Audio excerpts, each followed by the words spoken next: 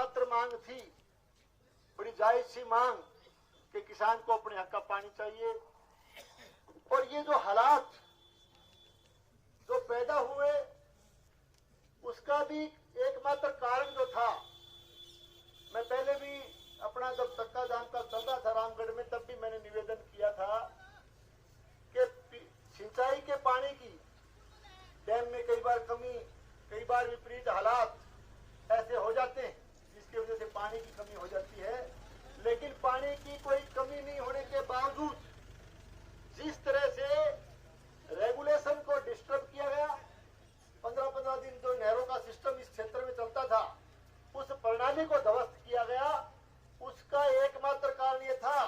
उसके लिए एकमात्र रिस्पॉन्सिबिलिटी थी, एकमात्र जिम्मेदार लोग थे, तो वो केवल और केवल नहरी विभाग के अधिकारी और यहाँ की सरकार और यहाँ के जनप्रतिनिधि, वो इस बात के लिए जिम्मेदार थे। रेगुलेशन को गलत तरीके से जो है दूसरी दिशा में मोड़ा गया, इसकी वजह से। और मैं कहना चाहूंगा कि यहाँ के सिंचाई विभाग की, विशेष करके अधिकारियों की लापरवाही रही और अदूरदर्शिता रही, यहाँ के जनप्रतिनिधियों की किसान विरोधी नीतियां रही, जिसके चलते यहाँ के रेगुलेशन को डिस्टर्ब करने का, उसको ध्वस्त करने का, उसको बाधित करने का काम किसान के साथ किया गया, किसान के साथ धोखा किया गया। साथियों, बार बार अवगत करवाने के बावजूद, प्रशासन को भी अवगत करवाने के बावजूद, सिंचाई विभाग को भी अवगत करवाने के बावजूद, जब इन्होंने किसान की मांग पर ध्यान नहीं दिया, किसान की बात को अनसुनी की गई, तो उससे मजबूर होकर के किसान को जो है रामगढ़ में 5 दिन तक लगातार चक्का जाम पर और धरने पर बैठना पड़ा। एक ही बात हम पूछना चाहते हैं, भाई अपन है, किसाना ने कोई चाव थोड़ी हो बैठने को, कोई फुर्सत में आगे किसान कोई चाव होके बैठने को, अपन जाके तो जाके सड़क पर बैठा, ये मजबूरी थी। इन लोगों ने किसान विरोधी नीतियों की वजह से इन लोगों ने किसान को मजबूर किया कि जो इस तरह से आंदोलित होकर के किसान धरने पर बैठे। और मैं इस मौके पर सलूट करना चाहता हूँ हजारों हमारे इलाके के किसानों को, सलूट करना चाहता हूँ उन किसानों को जिन्होंने मजबूती से 5 दिन तक डटे रह करके रामगढ़ में चक्का जाम पर डटे रह करके इस किसान आंदोलन को न केवल मजबूत किया, बल्कि इस किसान आंदोलन में एक बड़ी जीत दर्ज करने का काम किसानों की मजबूती के साथ किया। इसके साथ साथ मैं सलूट करना चाहता हूं हमारे 5 किसान भाइयों को, और विशेष करके 5 भाइयों को जिन्होंने आमरण अनशन पर बैठ करके आमरण अनशन जैसा मजबूत कदम किसान के हित में उठा करके इन्होंने बहुत बड़ा काम जो है किसान के हित में किया। मैं इनको भी बहुत बहुत सलूट करता हूं। इनके किसान के हित में दिए गए योगदान के लिए इनको मैं बहुत बहुत साधुवाद देता हूं, बहुत बहुत जो है मुबारकबाद देता हूं कि इनके नेतृत्व में किसानों का जो है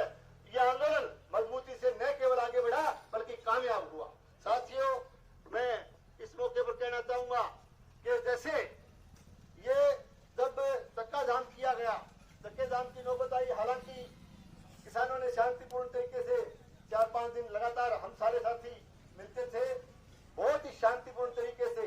बहुत ही अनुशासित होकर के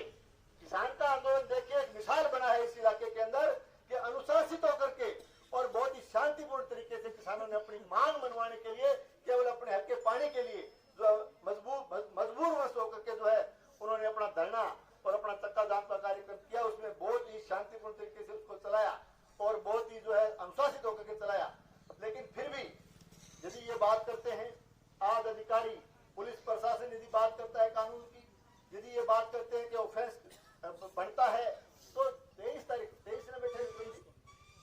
तारीख को किसान ने नोटिस दे करके बाकायदा किसान जो है वो चक्के जाम पर धरने पर आकर के बैठा। 26 को फैसला हुआ अपना, 26 तारीख को इनको प्रशासन को मजबूर किया गया। प्रशासन के निमंत्रण पर किसान प्रतिनिधि हमारी कमेटी जो बनी हुई थी बैठ करके जो शांतिपूर्ण तरीके से वार्ता हुई और वार्ता के बाद किसान ने जो है अपना एक तरह से समझौता होने के बाद उस आंदोलन को, या यूं कहिए वहां जो हमारा चक्का जाम था उसको वहां से हटाने का काम किया।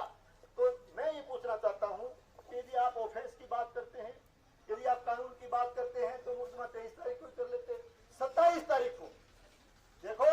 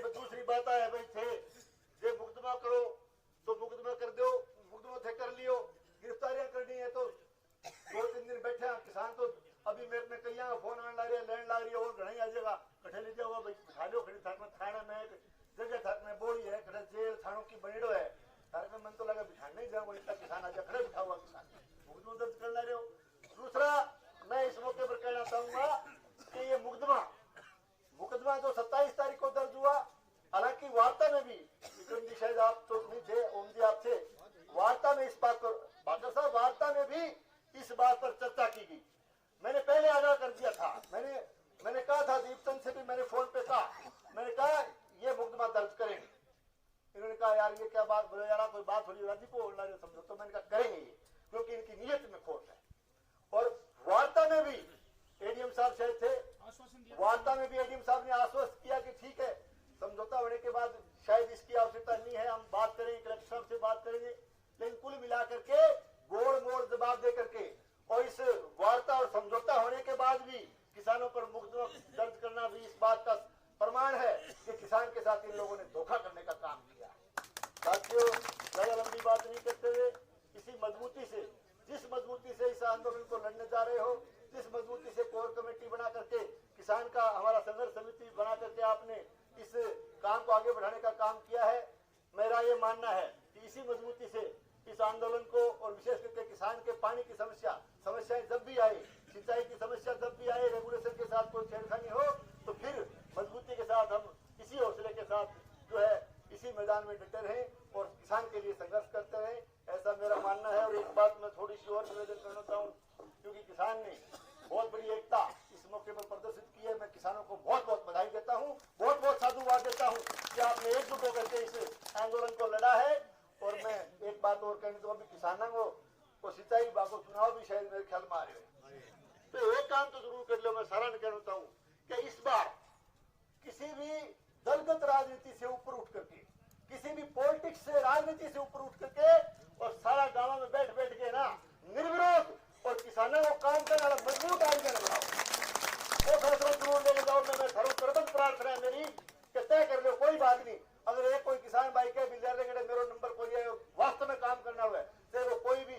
तो किसी ग्रुप को है, कोई पार्टी को है, कि अभी बात में छोड़ के दलगत राजनीति, ये कोई चुनाव नहीं, किसान को मजबूत प्रतिनिधि चुनना है। इसलिए दलगत राजनीति से ऊपर उठ करके मैं पुनः दोहराना चाहूंगा कि आने वाले सिंचाई विभाग के जो उपभोक्ता वाला जो चुनाव होता है, उसमें दलगत राजनीति से ऊपर उठ करके किसान के लिए मजबूती से काम करने वाले वर्कर को, किसान के लिए मजबूती से भागादौड़ी करने वाले किसान को आप उसमें जो है निर्विरोध चुनने का काम करके एक और इतिहास बनाने का आप काम करें, ऐसा मेरा मानना है।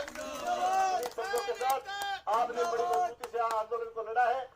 इसके लिए आप सबको बधाई देते हुए, सबको बहुत बहुत जो है साधुवाद देते हुए, और विशेष करके जो हमारे 5 किसानों ने जो अनशन पे बैठ करके जो इस किसान आंदोलन को मजबूत करने का काम किया, उन सबको बहुत बहुत साधुवाद देते हुए किसान आंदोलन को एक बार फिर से सलूट करते हुए अपनी बात पूरी करता हूँ। धन्यवाद। जय हिंद।